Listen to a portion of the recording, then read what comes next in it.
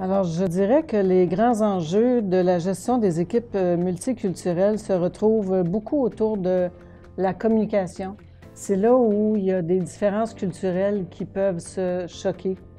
Beaucoup de pays, on ne s'adresse pas à la hiérarchie supérieure et on considère la hiérarchie inférieure comme du petit personnel ou enfin de moins. Alors qu'ici, souvent, c'est pas ça. C'est basé beaucoup sur l'ouverture, la confiance et le partage des connaissances. Nous, comme Nord-Américains et d'autres pays d'origine, on s'en rend compte quand on rencontre des nouvelles personnes nouvellement arrivées.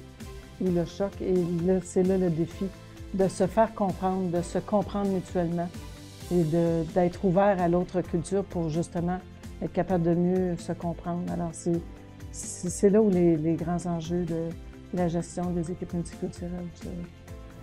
Bien, les différences culturelles peuvent sûrement influencer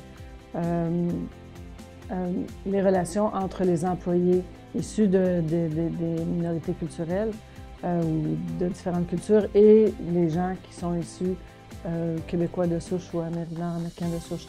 Alors, si on ne comprend pas qu'ailleurs c'est différent ou qu'ici c'est différent, bien, c'est sûr que ça engendre des conflits. Comment les employeurs pourraient faire face aux défis de l'embauche, enfin, des personnes issues de l'immigration?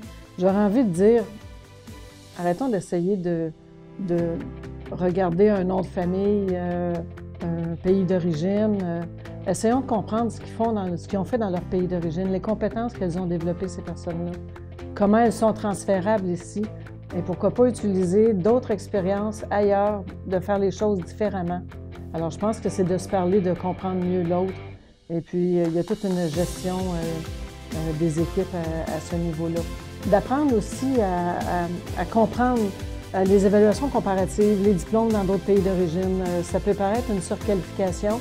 Des fois, c'est le cas, mais c'est pas toujours le cas.